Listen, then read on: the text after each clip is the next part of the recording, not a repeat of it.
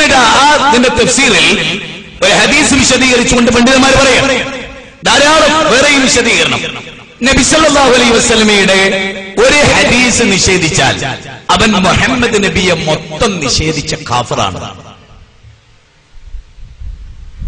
ഞാൻ പറയുന്നത് നിങ്ങൾ വളരെ ഗൗരവമായിട്ട് ശ്രദ്ധിക്കണം. നൂഹ് നബി അലൈഹിസ്സലാത്തു വസ്സലാമിനെ നിഷേധിച്ചവരെ പറ്റി അള്ളാഹ് എന്തിന് എല്ലാ അമ്പിയാക്കളെയും നിഷേധിച്ചു? അവർ അമ്പിയാക്കളെ കണ്ടിട്ട് പോലുമില്ല. നൂഹ് നബിക്ക് ശേഷം വന്ന അമ്പിയാക്കളെ അവർ കണ്ടിട്ട് പോലുമില്ല. എന്നിട്ടും അല്ലാഹു സുബ്ഹാനഹു വ തആല പറയാണ്, എല്ലാ നബിമാരെയും നിഷേധിച്ച കാഫിറുകളാണവർ. എനിക്കപ്പോൾ ഇസ്ലാമിന്റെ അഹ്ലു സുന്ന വൽ ജമാഅ പറയുന്നതറിയോ? മുഹമ്മദ് നബിയുടെ ഒരു ഹദീസ്, സഹിഹായ ഹദീസ്, അത് നിഷേധിക്കുന്നവൻ നബിയെ നിഷേധിച്ചു കാഫിറായി.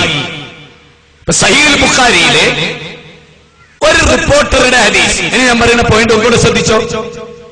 ഹദീസ് ഗ്രന്ഥത്തിലെ മേലെയുള്ള ഹദീസ് ബുഖാരിയിലെ, അത് റിപ്പോർട്ട് ചെയ്ത അതേ ആള് താഴെ വേറൊരു ഹദീസ് റിപ്പോർട്ട് ചെയ്തു. ഇത് സ്വീകാര്യവും ഇത് സ്വീകാര്യവുമല്ല. ഒരാൾക്ക് മേലെ ഏതൊരു ഹദീസ് റിപ്പോർട്ടർ ഒരു ഹദീസ് റിപ്പോർട്ട് ചെയ്തോ അത് സ്വീകാര്യം, അതേ ഹദീസ് റിപ്പോർട്ടർ താഴെ റിപ്പോർട്ട് ചെയ്ത ഹദീസ് സ്വീകാര്യമല്ല. ഇമാം ബുഖാരിയിൽ നിന്ന് ഒരു ഹദീസ് ഒരാൾ നിഷേധിച്ചാൽ അയാൾ കാഫിറാണ്, ഇസ്ലാം എന്ന് അയാൾ പുറത്തുപോയി. പിന്നെ അയാൾ നിസ്കരിച്ചിട്ട് കാര്യമില്ല, ഹജ്ജ് ചെയ്തിട്ട് കാര്യമില്ല, നോമ്പ് നോറ്റിട്ട് കാര്യമില്ല, ബുഖാരിയിലെ മറ്റേ ഹദീസ് സ്വീകരിച്ചിട്ട് കാര്യമില്ല, മുസ്ലിമിലെ വേറെ ഹദീസ് സ്വീകരിച്ചിട്ട് കാര്യമില്ല. ഉറപ്പ് അയാൾ ഇസ്ലാം എന്ന ടോട്ടൽ അയാൾ പിന്നെ മുസ്ലിമായി എണ്ണാൻ പറ്റില്ല. അയാൾ ഒരുപക്ഷെ സുല്ലമിയാവാം, ഒരുപക്ഷെ ഫാറൂഖിയാവാം, ഒരുപക്ഷെ സെലഫിയാകാം, ഒരുപക്ഷെ മദനിയാവാം, ഒരുപക്ഷെ വേറെ ഏതെങ്കിലും എന്ത് ഡിഗ്രി ആവട്ടെ, എന്ത് ഡിഗ്രി ആവട്ടെ, എന്ത് ഡിഗ്രി ആയിട്ടുണ്ടായിരുന്നു, ഒറ്റ ഹദീസ് നിഷേധിക്കുക വഴി അയാൾ മുഹമ്മദ് ഷഹാദത്ത് കലിമയുടെ വഅശ്ഹദു അന്ന മുഹമ്മദർ റസൂലുള്ളാഹി നിഷേധിച്ചവൻ. നിസ്സാരമല്ല. എന്റെ വാക്ക് നിങ്ങൾ സ്വീകരിക്കുമെന്ന് ഞാൻ പറയില്ല. പക്ഷെ ഇതിലെ തലമൂത്ത വിശ്വപ്രസിദ്ധരായ പണ്ഡിതന്മാരുടെ ഈ വിഷയത്തിലെ കൃത്യമായ ദീനിന്റെ പരാമർശങ്ങൾ നിങ്ങൾ പഠിക്കണം. ഒരൊറ്റ ഹദീസ് സഹിഹായി നിഷേധിക്കുന്നതോടുകൂടി അയാൾ മുഹമ്മദ് നബിയുടെ മുഴുവൻ ഹദീസുകളെയും നിഷേധിച്ച് കാഫിറായി. ഇനി ഞാൻ വിശുദ്ധ ഖുർആനിലെ 2 വചനങ്ങൾ പറഞ്ഞുതരാം. ആ വചനത്തിന്റെ തഫ്സീറുകൾ നിങ്ങൾ ശരിക്കും നോക്കണം. നിങ്ങൾ ശരിക്കും നോക്കണം, നോക്കി പഠിക്കണം. വിശുദ്ധ ഖുർആനിലെ 4-ാം അധ്യായം സൂറത്ത് നിസാ. സൂറത്ത് നിസായിൽ അല്ലാഹു സുബ്ഹാനഹു വ തആല പറയാണ്, ഫലാ വറബ്ബിക് ലാ യുഅ്മിനൂൻ. നിഷേധത്തിന്റെ ലാമ 2 തവണ ആവർത്തിച്ചിട്ടുള്ള പറയാണ്. ഫലാ വറബ്ബിക്, അല്ലാഹുവാണേ സത്യം, ലാ യുഅ്മിനൂൻ, നിങ്ങൾ സത്യവിശ്വാസികളാവുകയില്ല. ലാ യുഅ്മിനൂൻ, അല്ലാഹ് നിന്റെ നാഥനെ തന്നെയാണ് സത്യം, നിങ്ങൾ വിശ്വാസിയാവൂല. ഏതുവരെ? ഹത്താ യുഹക്കിമുക ഫീമാ ശജറ ബൈനഹും സുമ്മ ലാ യജിദു ഫീ അൻഫുസിഹിം ഹറജൻ മിമ്മാ ഖളൈത വയുസല്ലിമു തസ്ലീമാ. അല്ലാഹുവിന്റെ റസൂൽ ഒരു കാര്യത്തിൽ വിധിക്കുക, ഒരു കാര്യത്തിൽ അമ്ർ പുറപ്പെടുവിക്കുക, എന്നിട്ട് അതിൽ നിങ്ങൾക്ക് മനസ്സിൽ ചൊറിച്ചിലുണ്ടാകുക. അങ്ങനെ ചൊറിച്ചിലുണ്ടായാൽ എങ്ങനെയെന്നറിയോ? അതോടെ മനസ്സിലായിക്കൂടെ? ഒരാള് ബുഖാരിയിലെ ഹദീസ് അംഗീകരിച്ചു, പക്ഷെ അയാളെ മനസ്സിൽ ഇങ്ങനെ ഒരു ചിന്ത ഉണ്ടാകുക. എങ്ങനെ? എന്നാലും നബി ഇങ്ങനൊരു ഹദീസ് പറഞ്ഞു കളഞ്ഞു, അതുകൊണ്ട് ഞാൻ പെട്ടു എന്ന് അയാൾ മനസ്സിൽ വിചാരിച്ചാൽ പോലും അയാൾ കാഫിറാണ്. എന്താ അല്ലാഹ് പറഞ്ഞത്? ആയത്തിന്റെ അവസാനം നോക്കി, നിന്റെ വകയല്ല കേട്ടോ. നിങ്ങൾ പറയും ഞാൻ തീവ്രവാദം പറഞ്ഞു, ഭീകരവാദം പറഞ്ഞു, കൂടിപ്പോയി, ആരെയൊക്കെ കണ്ടിട്ട് കാഫിറാക്കി എന്നൊക്കെ. അല്ല, നിങ്ങൾ ആയി പോകരുത് എന്നുള്ളതുകൊണ്ട് പറയാണ്. കുഫറിലാണെങ്കിൽ തൗബ ചെയ്ത് മടങ്ങാൻ സമയമുണ്ട് എന്ന് പറയാനാണ്. മനസ്സിലായോ? അതിനുള്ള അവസരമുണ്ട്, മരണത്തിന് മുമ്പ് അത് ചെയ്യണമെന്ന് പറയാനാണ്. അല്ലാഹ് പറഞ്ഞു, ഹത്താ യുഹക്കിമുക ഫീമാ ശജറ ബൈനഹും സുമ്മ ലാ യജിദു ഫീ അൻഫുസിഹിം ഹറജൻ മിമ്മാ ഖളൈത വയുസല്ലിമു തസ്ലീമാ. സമ്പൂർണമായി ആ ഹദീസിനെ അയാളെ കീയൊതുങ്ങണം.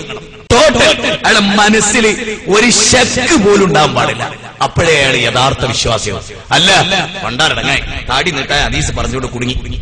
നിഷേധിക്കാനും വയ്യ, നിഷേധിച്ച ഹദീസ് എന്തായാലും സംവാദം നടത്തിയിട്ട് ജയിക്കുകയില്ല, സംഗതി എന്തായാലും എന്ന് തോന്നുക. മാറിടത്തിലേക്ക് താഴ്ത്തിയതെന്ന് പറഞ്ഞ് ഓക്കെയാണ്, ഡബിൾ ഓക്കെയാണ്, എന്നാലും മനസ്സിലൊരു ചൊറിച്ചിൽ, എന്നാലും കഴുത്തുകൂടെ ചിറ്റാൻ സമ്മതിച്ചില്ല എന്നൊരു പെണ്ണിനെ തോന്നിയാൽ പോയി. പോയി കാര്യം. ഇത് വെറുതെ പറയല്ല. നിങ്ങൾക്ക് ലോകത്ത് കിട്ടാവുന്ന ഈ ആയത്തിന്റെ 4-ാം അധ്യായം 65 തഫ്സീർ നിങ്ങൾ പരിശോധിക്കാം. തീർന്നില്ല. അടുത്ത ആയത്ത് കേട്ടോളിട്ടോ. കുറച്ച് കാഠിന്യമുള്ളതാണ്, ഇത്ര ഗൗരവപ്പെട്ടതാണ്. അല്ലാഹു സുബ്ഹാനഹു വ തആല പറയുന്നതാണ്. എന്താ സംഭവം എന്ന് വെച്ചാൽ 3-ാം അധ്യായം സൂറത്തു ആൽ ഇംറാൻ. സൂറത്തു ആൽ ഇംറാനിലെ 31, 32 വചനം. അതിൽ 32-ാമത്തെ വചനമാണ് ഞാൻ ആദ്യം പറയുന്നത്. എന്താ വെച്ചാൽ ഞാൻ ഈ പറഞ്ഞതിന്റെ ഒരു കണ്ടിന്യൂസ് ക്ലിയർ ആവും, ആ തുടർച്ച ക്ലിയർ ആവണം. യാ അയ്യുഹല്ലദീന ആമനൂ ഖുൽ അത്തിഉല്ലാഹ വറസൂല ഫഇൻ തവല്ലൗ ഫഇന്നല്ലാഹ ലാ യുഹിബ്ബുൽ കാഫിരീൻ. ആയത്ത് ശരിക്കും നോക്കണേ. അല്ലാഹുവിനെ അനുസരിക്കാൻ പറഞ്ഞ നബിയെ, റസൂലുള്ളാഹിനെ അനുസരിക്കാൻ പറഞ്ഞ നബിയെ, ഫഇൻ തവല്ലൗ ഒരു ഹദീസ് കാണിച്ചു കൊടുത്തു. ഇതാ റസൂലുള്ളാഹിക്ക് സിഹർ ബാധിച്ചു, സഹീഹ് ബുഖാരി. ഇതാ കണ്ടോളി, കാണിച്ചു. ഞാൻ തട്ടിക്കളയുന്നു എന്നാണ് നമ്മളെ കരിമ്പുലി പറഞ്ഞു, കരിമ്പിലാക്കൽ പറഞ്ഞു. ഞാൻ തട്ടിക്കളയുന്നു. ഓനാര് ചുമരെഴുതിയിരുന്ന ചെങ്ങായി.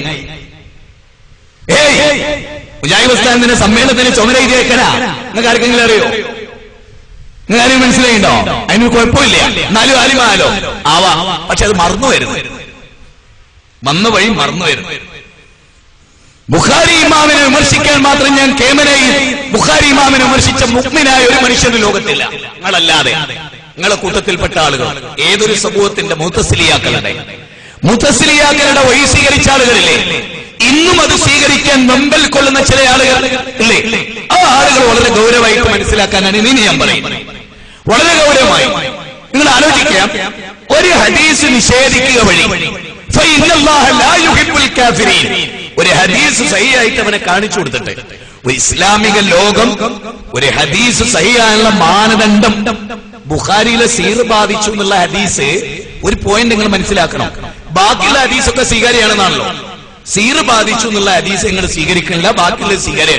ഈ ബാക്കിയുള്ള സ്വീകാര്യാകാനുള്ള എല്ലാ മാനദണ്ഡവും നബിക്ക് സീർ ബാധിച്ചു എന്നുള്ള ഹദീസിനുണ്ട്.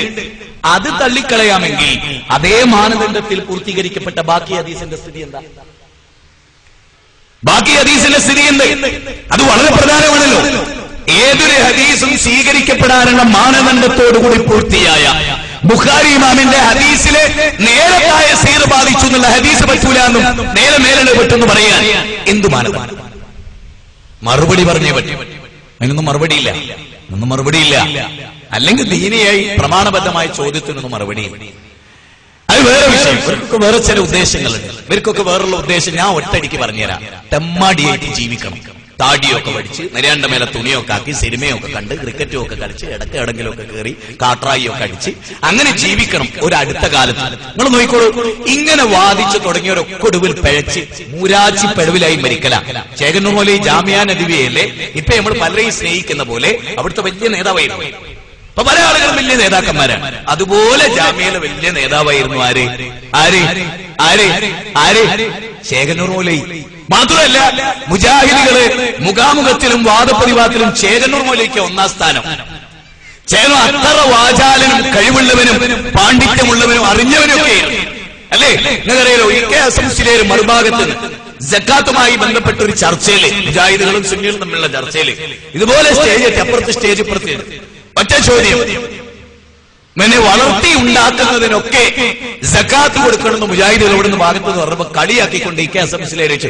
അപ്പൊ വളർത്തി ഉണ്ടാക്കുന്ന താടിക്കോ മൗലവീൻ? ഉടനെ തന്നെ ചേകന്നൂർ ചാടി എണീച്ചു, മുസ്ലിയാരെ നിങ്ങളെ പോലെ വരുമാനമുള്ള താടിയാണെ അതിനും കൊടുക്കണോ? നിങ്ങളുടെ താടി വരുമാനം ഉണ്ടാക്കാനുള്ള താടിയാണോ? അതിനും കൊടുക്കണോ? ചേകന്നൂർ അത്ര ജീനിയസ് ആയിരുന്നു. അവിടെ നിന്ന് ഈ KSMC ഒരു പുതിയ ഹദീസ് മൂപ്പര വക ഉണ്ടാക്കി ഓതി സദസ്സില്. കാരണം പൊട്ടന്മാരുള്ള അന്നൊന്നും ആക്കവുന്നു ഹദീസ് ഉണ്ടാക്കി ഓതിയപ്പോ മുജാഹിദ് പണ്ഡിതന്മാർക്ക് പകച്ചിങ്ങനെ നിൽക്കുകയാണ്. ചേകന്നൂർ പോലെ ചാടി എണീച്ച് വേറൊരു ഹദീസ് ഉദ്ധരിച്ചിട്ട് പറഞ്ഞ് ഈ KSMC ഉദ്ധരിച്ച ഹദീസിന്റെ താഴെയുള്ള ഹദീസ് അത്. കാരണം എന്താക്കും മനസ്സിലായി, മൂപ്പർ ഉദ്ധരിച്ചു ഹദീസിലില്ല, അതിന്റെ താഴെ അതുമില്ല എന്ന് ആർക്ക് മനസ്സിലായി?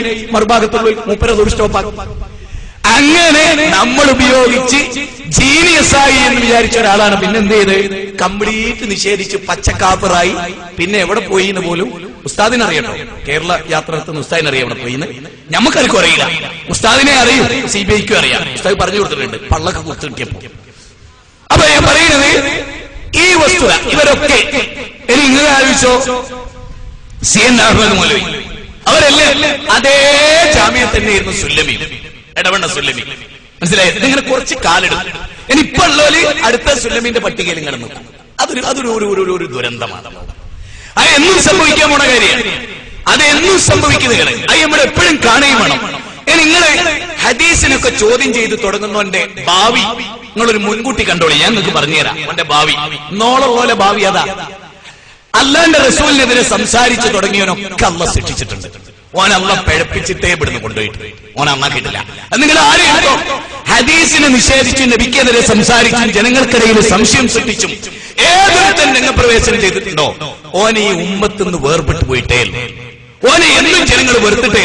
ഓനെ കാണുമ്പോൾ ജനങ്ങൾ ഓടി ഒളിക്കുന്ന അവസ്ഥാവിശേഷം ഉണ്ടാവാൻ പോവുകയാണ്. അത്രയും കാരണം അറിയോ, പണ്ട് കാലത്ത് ഒരു ഹദീസ് വിശേഷിച്ചു എന്നൊക്കെ പറഞ്ഞാൽ അയാളുള്ള നാട്ടിൽ നിന്ന് ഒരു വ്യക്തി മറ്റൊരു നാട്ടിലെത്തി ഏതെങ്കിലും കാലത്തൊക്കെ അറിയാം. ഇതിപ്പോ അയാൾ നിഷേധിക്കാൻ വേണ്ടി നാവ് പൊന്തിക്കുമ്പോഴേക്ക് നമ്മളിവിടെ കണ്ടിട്ട് അയാൾ നിഷേധിച്ച്. അത്ര ലോകം ഡെവലപ്പായ ഒരു കാലഘട്ടം. ഈ കാലഘട്ടത്തിൽ നിങ്ങൾ അറിയുക വളരെ പ്രാധാന്യത്തോടു കൂടി കാണണ്ട. ഇപ്പൊ അമ്രി എന്ന് പറഞ്ഞല്ലോ ഞാൻ, റസൂലുള്ളാഹിന്റെ കൽപ്പന, വമാ കാന ലിമുഅ്മിനിൻ വലാ മുഅ്മിനത്തിൻ ഇദാ ഖലല്ലാഹു വറസൂലുഹു അംറ അൻ യഖൂല ലഹുമുൽ ഖീറത്തു മിൻ അംരി വമൻ യഹ്സില്ലാഹ വറസൂലുഹു ഫഖദ് ളല്ല ളലാലൻ മുബീന. ഖുർആനിലെ 33-ാം അധ്യായം 36-ാമത്തെ വചനം.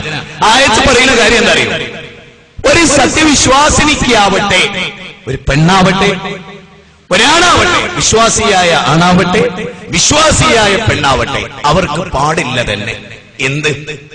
അല്ലാഹു റസൂൽ ഒരു കാര്യത്തിൽ അമ്ർ പുറപ്പെടുവിച്ചാൽ, കൽപ്പന പറഞ്ഞ പിന്നെ സ്വന്തം ഇഷ്ടം, പിന്നെ എന്ത് തന്നിഷ്ടം പാടില്ല. തന്നിഷ്ടം പിന്നെ ആർക്കും പാടില്ല.